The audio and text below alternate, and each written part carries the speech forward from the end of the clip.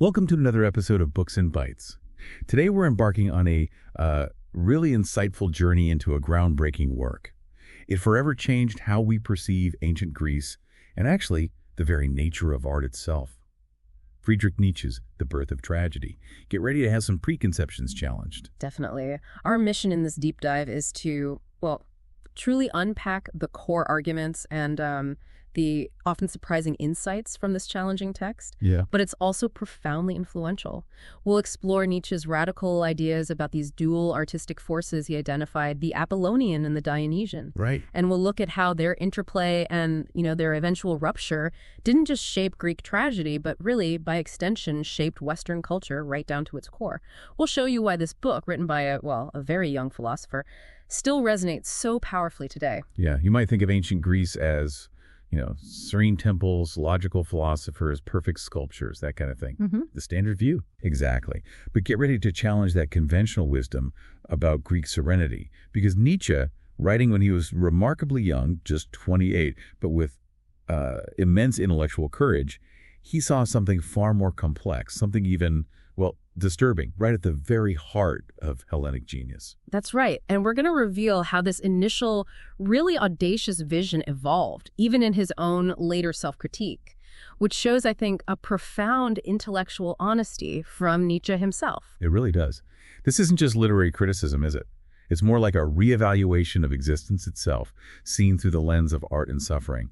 It asks these fundamental questions about how we, endure the raw truths of life. Absolutely. And to truly appreciate the audacious scope of The Birth of Tragedy, you kind of have to picture Nietzsche at this pivotal moment in his life. He published it in 1872. He was just 28, like you said, but already a professor of classical philology at Basel, which is pretty prestigious. Yeah, incredibly young for that position. It really is. And what's remarkable is that despite his youth, the book tackled questions he himself later called of utmost importance and charm. But beyond just the academic weight, these are also deeply personal questions for him, inquiries that, clearly resonated with his own evolving philosophical journey. And the context for its creation is just, almost unbelievable.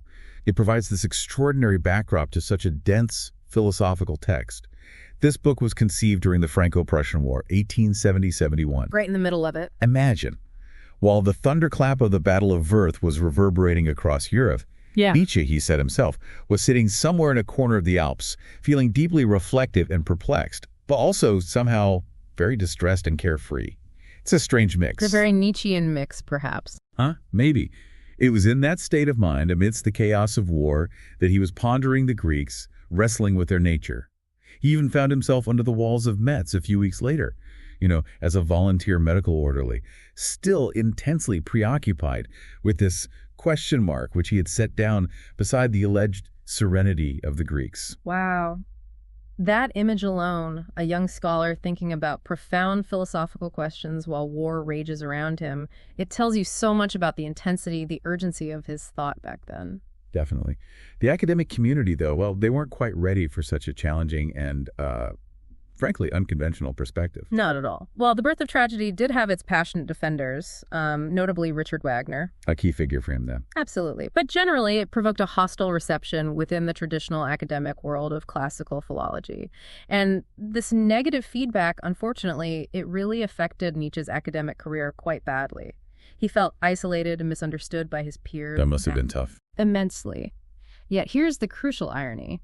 Despite this initial backlash and his own struggles in academia, the work has since exerted this profound, undeniable influence on Western thought, particularly on how we interpret Greek culture.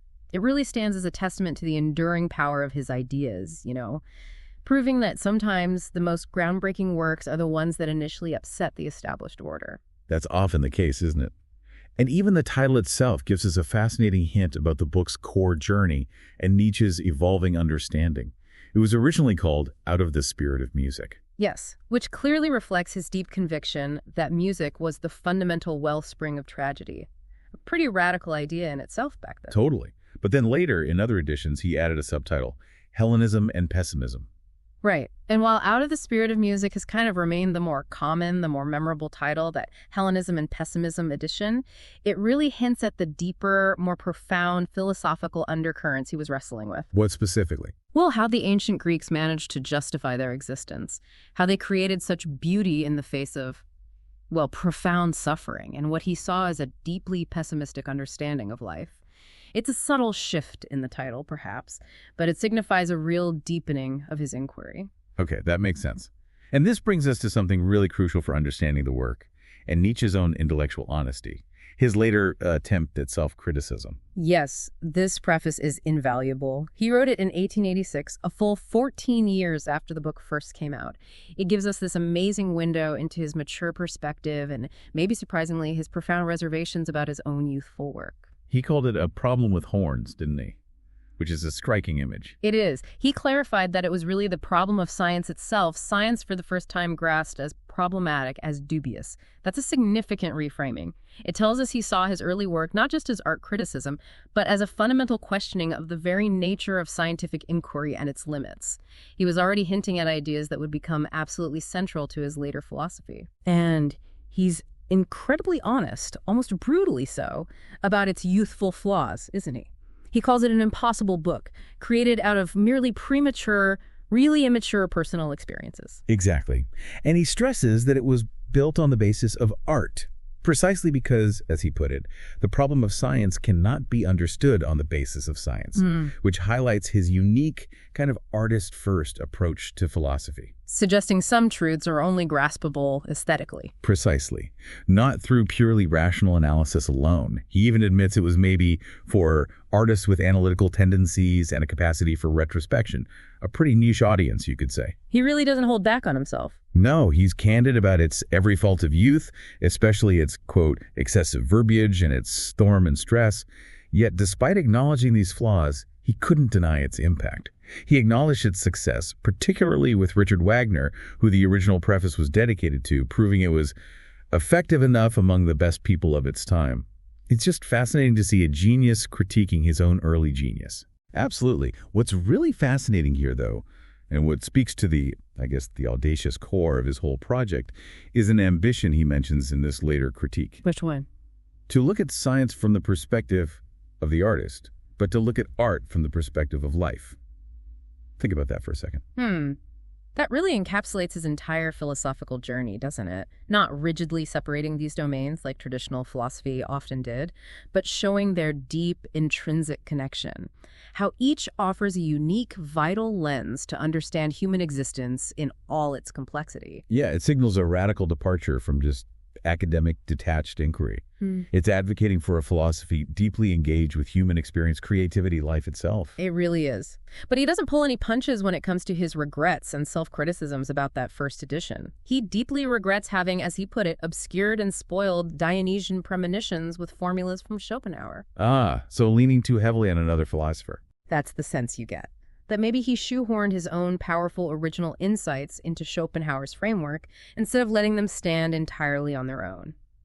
And even more significantly, he regrets mixing the magnificent problem of the Greeks with what he called the most modern issues. Like his hopes for Germany. Exactly. His youthful, maybe naive hopes for the German character and contemporary German music. He later came to view this music, specifically Wagner's circle, as romantic through and through and the most un-Greek of all possible art forms. He even called it a corrupter of the nerves. Strong words. Wow, that's a major shift from his earlier admiration for Wagner. It is. He also sharply criticizes the romantic finale of his own book, describing it as a kind of return and prostration before an ancient belief, before the old god. These critiques really show a philosopher already pushing beyond the confines of his own early influences, seeking a more authentic, unflinching perspective. And this really honest self-critique, it culminates in this powerful call to laughter, doesn't it? And a move beyond traditional metaphysics. Yes, absolutely. He implores young romantics not to seek metaphysical consolation in suffering, not to turn to some transcendent realm for comfort, but instead to learn the art of consolation in this life. You should learn to laugh, even if you wish to remain thoroughly pessimistic. That statement really foreshadows his later work, like Zarathustra. It powerfully prefigures it. Zarathustra, the dancer, the lighthearted, who declares my laughter holy. So what does this mean for you, the listener? It means he's moving towards a philosophy that doesn't shy away from life's suffering, but actually encourages embracing it. Through joy, affirmation, even laughter, rather than seeking escape in, convenient, comforting systems or beliefs. It sounds like a philosophy designed to make us stronger, more vital beings, even when facing harsh truths. That's exactly the aim, I think. It's a philosophy of strength, of affirmation. Absolutely. It's a foundational shift in his thought, one that really sets the stage for his later, more revolutionary ideas. Okay, so now let's dive into the core concepts of the birth of tragedy itself, which revolve around what Nietzsche says is the fundamental duality that drove the development of art, the Apollonian and the Dionysian. Right. This is the bedrock of the entire work. It's the lens through which he reinterprets Greek culture and really all of Western art. Understanding these two forces is absolutely key to unlocking the book's profound insights. So let's start with the Apollonian. What's that all about? Okay, the Apollonian principle is embodied by the god Apollo. Nietzsche presents him not just as the god of all the plastic arts, so think sculpture, painting, architecture, anything that creates beautiful, distinct forms, but also the god of prophecy. He's fundamentally associated with brightness and light. So order, clarity. Exactly. He represents the world of beautiful appearances, of calm contemplation, of illusion, where everything is clearly delineated and ordered. If you imagine those serene, perfectly proportioned statues of classical Greece, that's the Apollonian spirit made manifest, it's all about clarity, measure, and individual form. And this clarity, you mentioned it's tied to a concept Nietzsche borrowed from Schopenhauer, the principium individuationis. That's the one. It sounds complex, but it basically just refers to the principle of individuation, the notion of separate, distinct existence, the idea that we perceive individual things clearly marked off from one another with boundaries and forms. Okay. Apollo, with his imperturbable trust in this principle, is depicted as its divine image. He conveys the joy and wisdom of illusion together with its beauty. So think of it like this. The world we perceive, with its individual trees, people, objects, that's like an Apollonian dream or illusion. But a beautiful one. Yes, beautiful precisely because it gives us distinct forms and order. It makes existence comprehensible and even enjoyable within those boundaries. It allows us to find solace and beauty within the confines of individual form, even if, at a deeper level, Nietzsche suggests that form is an illusion. And ethically, Apollo demands certain things too. Yes, as an ethical divinity, Apollo demands moderation and knowledge of the self. Those famous Greek maxims, know thyself and nothing too much. Arrogance, excess, any blurring of boundaries, these are seen as non-Apollonian, almost barbaric forces within this worldview. So restraint, measure, boundaries are key. Absolutely crucial to the Apollonian side. It's the drive for form, for order, for sanity, you might say, in the face of potential chaos. Okay, and Nietzsche argues this Apollonian view also explains Homeric poetry and even the Olympian gods themselves. He does. Homeric naivete, he argues, isn't a lack of sophistication. Rather, it's the complete victory of the Apollonian illusion. Nature, almost wisely, uses these deluding images of the gods to achieve its goals. And what are those goals? To justify human existence.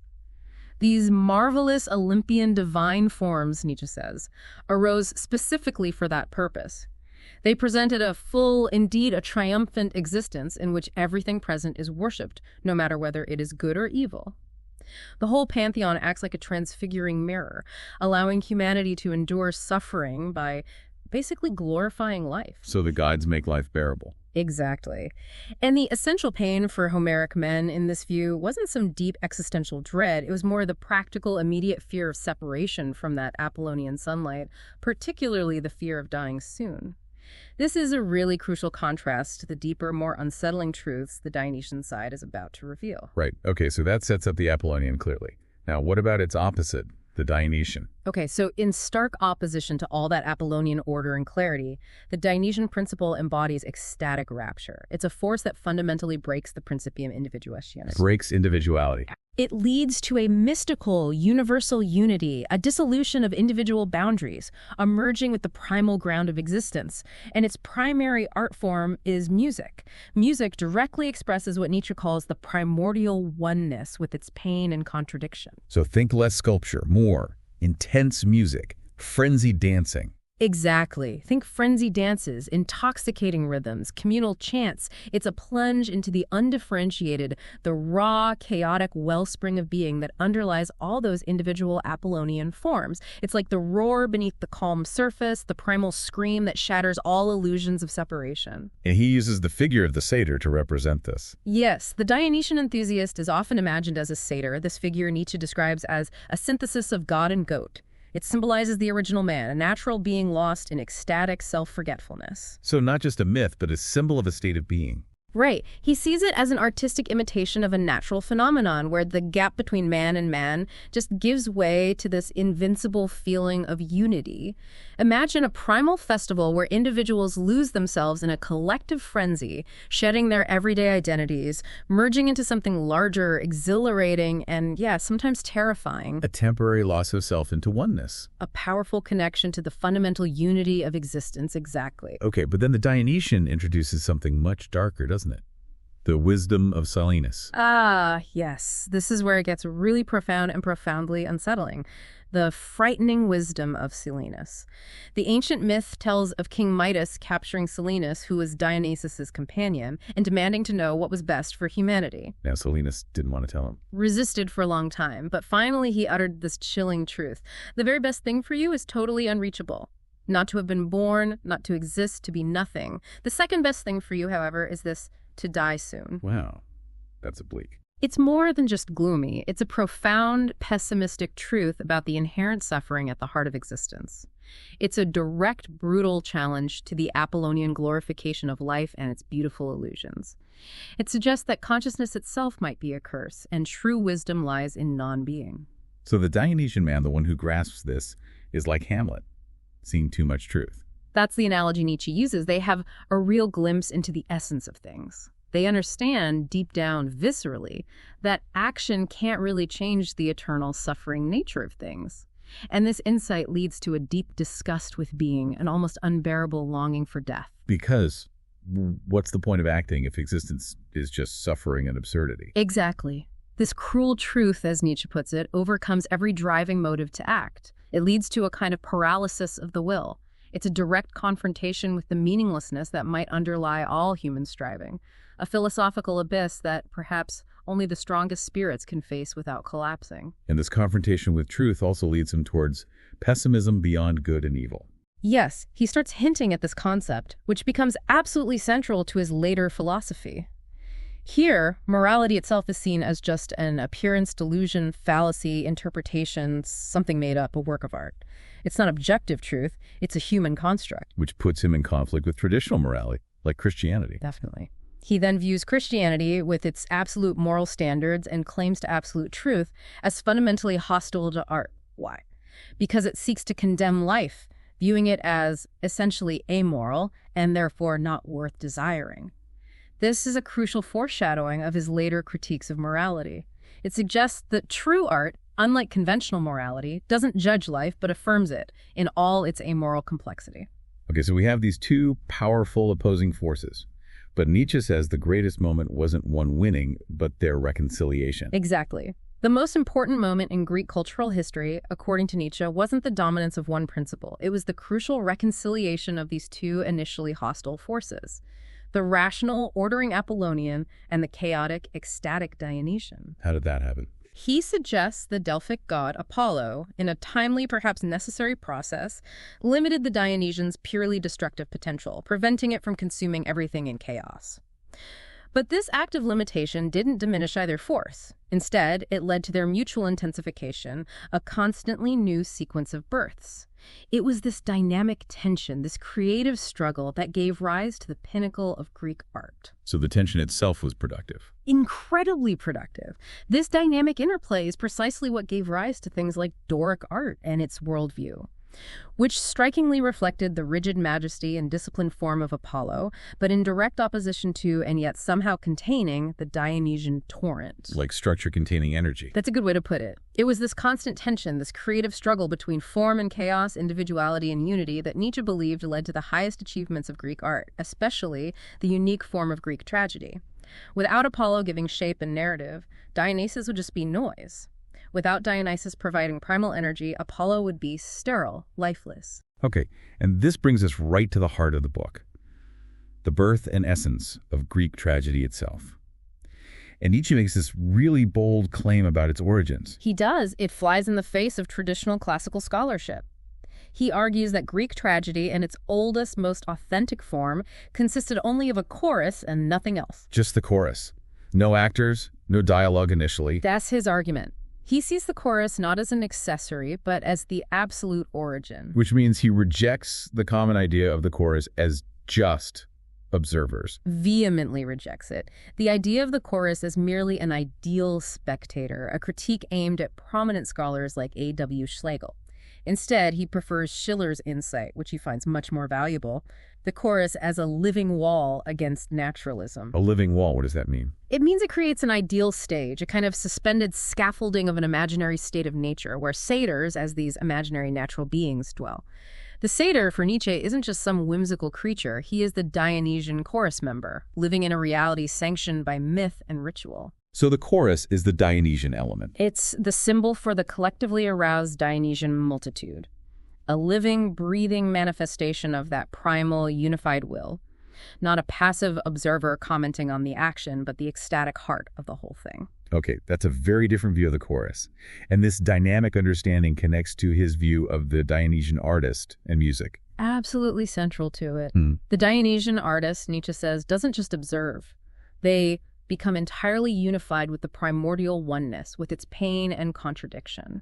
This isn't intellectual understanding. It's a profound, visceral, unifying experience. And this raw feeling gets expressed. How? It's produced as music. Music he calls a reworking of the world and its second casting. For Nietzsche, music is the most immediate expression of this chaotic, painful, yet ultimately unifying ground of being. But where does Apollo come back in? You said they reconcile. Right. Here's where the Apollonian steps back in. This primal music then becomes perceptible to the artist again, but this time as in a metaphorical dream image under the influence of Apollonian dreaming. So the music inspires images. Essentially, yes. Music, the direct expression of the Dionysian primordial unity and pain, gives rise to a second reflection as a particular metaphor or illustration in the form of Apollonian images, characters, narratives. The I of the lyric poet, in this sense, isn't the empirical individual I of everyday life. The universal I. Exactly. It's the single I of true and eternal being in general, speaking through the medium of the poet. A universal voice finding expression through a particular Apollonian form. The influence of Schopenhauer seems clear again here, with music as the language of the unmediated will. Crystal clear. Music, as this raw, unconscious driving force of the universe, stimulates the imagination to create analogous illustrations. Nietzsche argues it's uniquely capable of generating myth, especially tragic myth, speaking in these vivid metaphors of Dionysian insight. So he asks, what happens when music, this universal language, appears as human passion? Right. He suggests it needs all the excitements of passion for expression, which leads to the vivid imagery, the emotional intensity, the dramatic conflict we see in lyric poetry, and ultimately in fully formed Greek tragedy.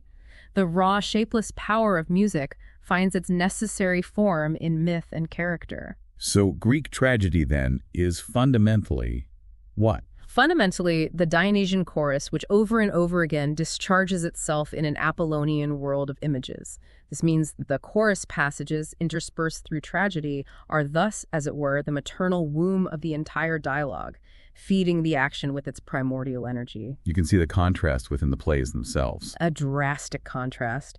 The speech, color, movement, dynamics of speech in the Dionysian chorus are completely separate from the clarity and solemnity of the epic form found in the Apollonian dream world of the staged scene and its individual characters.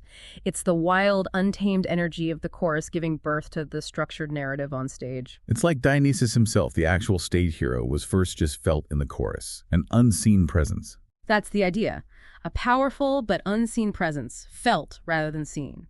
Then, under the effect of Apollo, the interpreter of dreams, he later appeared in real form on stage, presented as an erring, striving, suffering individual. So the god of chaos becomes a relatable, suffering hero. Yes, that's the crucial interplay. The Dionysian primal force manifests through the Apollonian veil of illusion and individual character. This allows us, the audience, to grasp in human terms, the universal suffering inherent in existence. The God suffering embodies that universal truth, but in a form we can witness and comprehend. And he uses specific myths to illustrate this, like Oedipus. Yes, Oedipus is a prime example. His dreadful trinity, father murderer, mother husband, sphinx solver, represents more than just terrible deeds for Nietzsche. These actions symbolize the breaking of the rigid law of individuation, those Apollonian boundaries separating us. By doing unnatural things, he learns unnatural truths.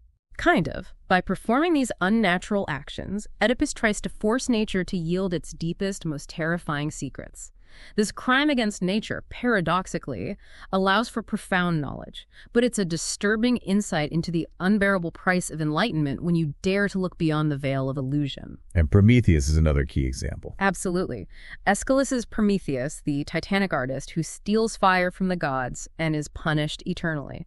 His immense suffering symbolizes not just rebellion, but the original contradiction hidden in things, a deep, unresolved tension at the heart of existence itself. His story hints at the end of the gods. Yes, it contains a presentiment of a twilight of the gods, hinting at the eventual decline of the Olympian order.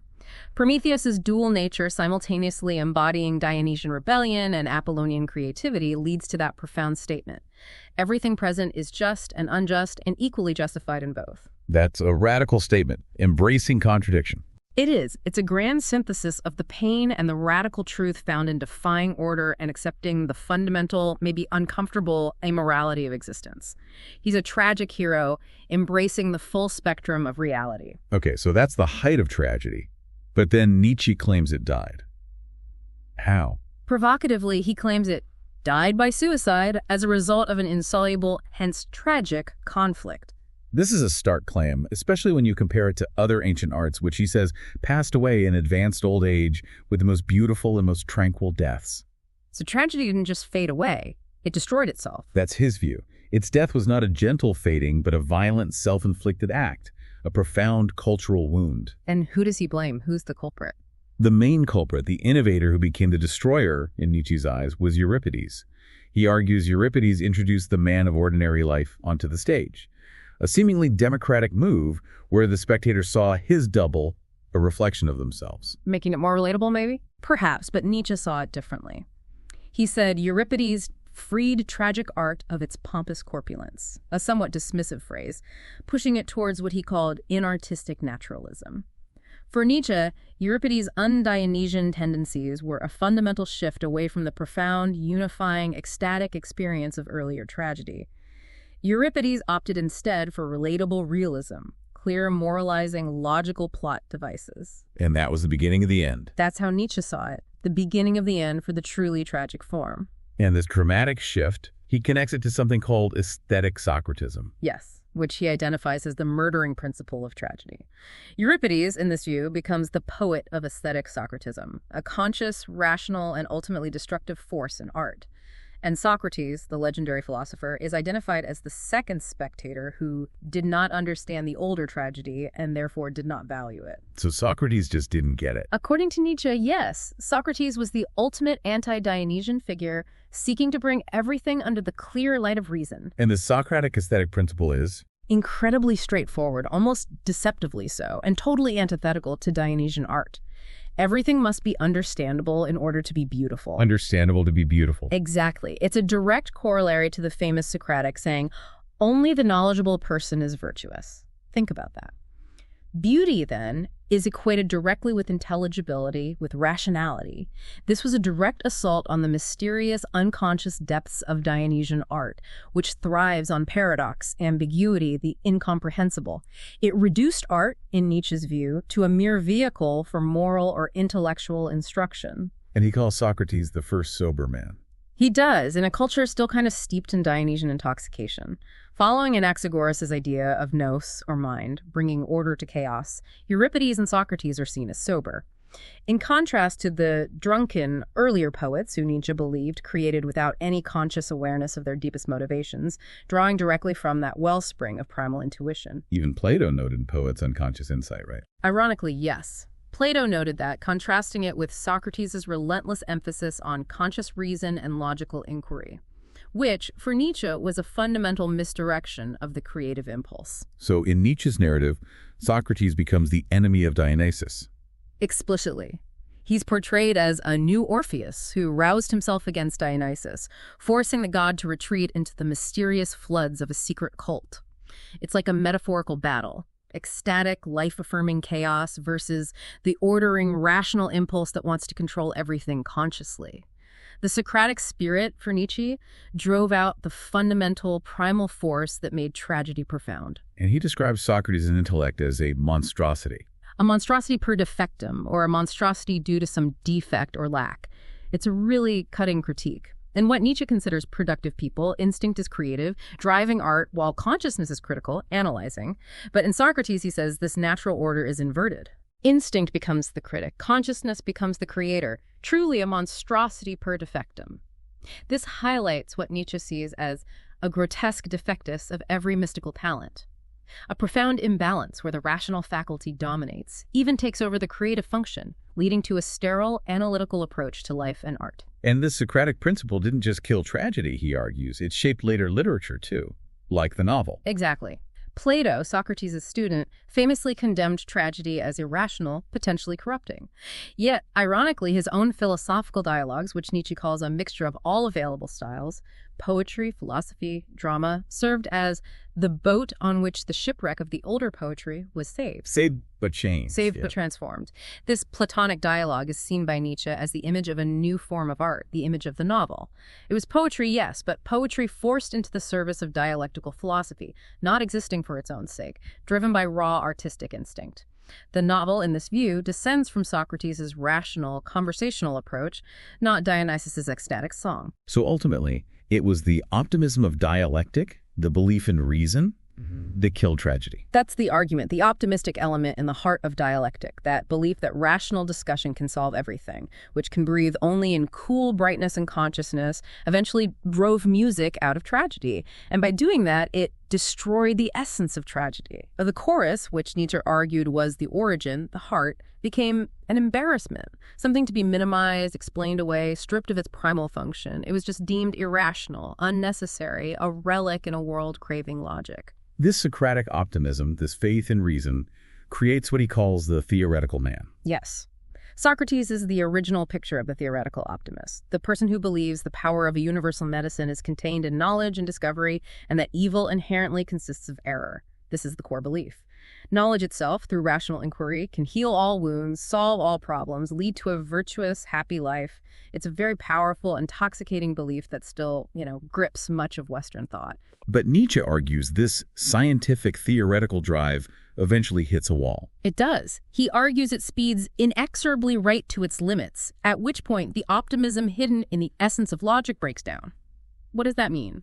It means when logic pushes itself as far as it can go, when it encounters the fundamental absurdities or unsolvable paradoxes of existence, when it bites its own tail, so to speak. Then what happens? That's when a new form of knowledge breaks through. Tragic insight. And this tragic insight, this profound, often painful understanding that reason alone can't provide ultimate answers or consolation in the face of life's inherent suffering, in order merely to be endured, requires art as a protector and healer. So art becomes necessary because of logic's limits. Exactly. This is where it gets really fascinating. It suggests art isn't just decoration or entertainment. It's a vital, almost therapeutic necessity, a shield against the crushing weight of truth that logic can reveal but cannot ultimately alleviate.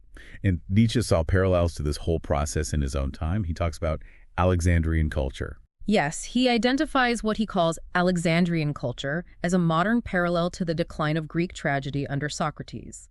This culture, for him, is characterized by a cheerful optimism, a kind of developing hegemony of reasonableness, of practical and theoretical utilitarianism, as well as democracy itself. He seems critical of it. He is. He controversially describes it as a culture that requires a slave class to exist over time, suggesting its structure relies on subdued masses. And crucially, it fosters this belief in earthly happiness for everyone, which then leads to a threatening demand for such an Alexandrian earthly happiness, a universal expectation of comfort and satisfaction that, for Nietzsche, sets humanity up for profound disappointment when reality inevitably falls short. And a key problem with this culture is a loss of myth. A key and profoundly problematic characteristic, yes. He considers myths the essential precondition for every religion, even the state.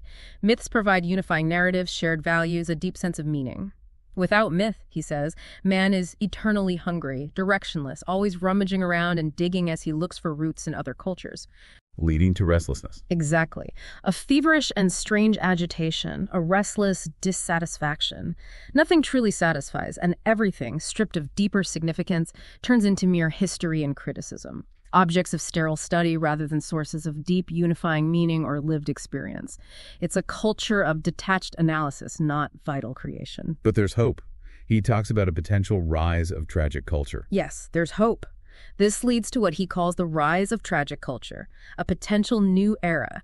He credits the immense courage and wisdom of Kant and Schopenhauer with achieving the most difficult victory over this pervasive Socratic logical optimism. How did Kant and Schopenhauer achieve that? By showing that reason itself, with its categories like space, time, causality, often just elevates mere appearance to the status of reality, making true knowledge in an ultimate sense impossible.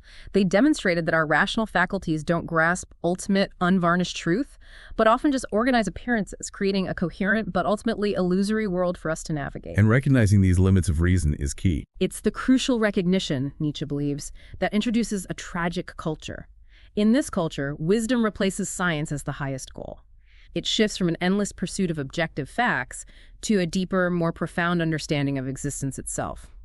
Here, one turns its unswerving gaze onto the all-encompassing picture of the world, and with a sympathetic feeling of love, seeks in that world to grasp eternal suffering as its own suffering. So, accepting the tragic dimension, not trying to reason it away. Precisely. Accepting and even embracing its tragic dimension, finding a strange kind of affirmation even in suffering itself. And Nietzsche saw signs of this Dionysian spirit reawakening in his own time, particularly in German music. Yes, he found surest favorable signs for the gradual awakening of the Dionysian spirit, especially in German music. He traces its mighty solar orbit from Bach to Beethoven, from Beethoven to Wagner, seeing this lineage as nothing less than a demon rising out of the inexhaustible depths, a force inexplicable by Socratic culture and its purely rational principles. So the emotional power of that music was Dionysian. For him, yes. That overwhelming emotional power of a Beethoven symphony or a Wagner opera that was the Dionysian spirit reemerging, a direct echo of the primal, unmediated will returning through music. And German philosophy played a role too. Yes, parallel to the music, German philosophy, particularly Kant and Schopenhauer, streaming from the same springs, powerfully demonstrated the limits of scientific Socratism. This, he argues, led to a deeper and more serious consideration of ethical questions and of art, which he calls Dionysian wisdom conceptually understood. So the Greek model becomes relevant again. It serves as an immeasurable value for understanding the present, because we seem to be moving out of an Alexandrian period backwards into a period of tragedy. This suggests a potential rebirth of tragedy for the German spirit, a return to itself, a rediscovery of its deepest, most primal artistic and philosophical roots. He has that striking image of Schopenhauer as a Dürer knight. Yes. Alone, resolute, like the knight in Dürer's famous engraving, Night, Death, and the Devil, alone with his horse and hound, seemingly lacking all hope, but relentlessly wanting the truth no matter how painful it is. It captures that resolute yet solitary pursuit of difficult truth. And Nietzsche hopes this Dionysian spirit can What? revitalize culture. Exactly. He hopes this Dionysian magic can transform the wilderness of our exhausted culture, like a tempest, blowing away the stale, logical, optimistic facade and invigorating it with new life, new art, and a new, stronger way of facing existence. It's really a call for a radical cultural renewal. So ultimately, what is the profound healing power of tragedy, according to Nietzsche? Ultimately, tragedy acts as a prophylactic healing potion, a mediator adjudicating between the strongest and inherently most disastrous characteristics of a people. It draws the highest musical ecstasy into itself, becoming the very culmination of music. And then it uses myth. Then it places the tragic myth and the tragic hero as powerful metaphors for the most universal facts of all about which only music can speak directly. It's through the individual hero's suffering that we grasp the universal suffering of all existence. But it doesn't leave us crushed by that suffering. Apollo steps in again. Right. Finally, the Apollonian power breaks through to provide a healing balm of a blissful illusion to the shattered individual, making the unbearable truth bearable. This, for Nietzsche, explains the profound tragic effect, that feeling where We want to keep looking and at the same time yearn for something beyond what we see. Kind of sublime feeling. Exactly. This striving for the infinite, the wing beat of longing associated with the highest delight in clearly perceived reality, is a Dionysian phenomenon. It shows the playful cracking apart and destruction of the world of the individual as a discharge of primordial delight. Tragedy, in its essence, shouts, "We believe in eternal life." With music as the language of that eternal life. Yes, music as the direct idea of this life, speaking beyond words. Nature, through tragedy, speaks a profound truth. Be as I am, under the incessant changes in phenomena, the eternally creative. It's a powerful affirmation of life's perpetual becoming, even amidst destruction and suffering. Wow. Okay, so we've journeyed through Nietzsche's really revolutionary insights in the birth of tragedy. We've explored this profound interplay of the Apollonian and Dionysian forces that he argued shaped ancient Greek art and, well, continue to resonate profoundly in our own culture. Absolutely. From the ecstatic wisdom of that satyr chorus to the critical rationalism of Socrates, we've seen how these dynamics influence not just art forms, but our very understanding of existence, truth, and suffering. It's been a deep dive into the very fabric of human experience, really. It really has. And as we wrap up, here's a provocative thought for you, the listener, to maybe ponder. Nietzsche suggested that if we imagine dissonance becoming human, and what is a man other than that, then this dissonance, in order to be able to live on, would need a marvelous illusion, which covered it with a veil of beauty over its essential being. That Apollonian veil. Exactly. That Apollonian veil, he argues, is what makes existence worth living, what allows us to find beauty and meaning in a world that might otherwise seem chaotic or meaningless. So the question for you is, what illusions do we create in our own lives, consciously or unconsciously, and what uncomfortable truths do they help us endure? That's a great question to leave people with. And if this deep dive has piqued your curiosity, if you want to explore more of Nietzsche's profound and challenging ideas, definitely grab a copy of The Birth of Tragedy. You can find a link in the description. Please do. And don't forget to subscribe to Books and Bytes for more compelling insights into the world's most influential books.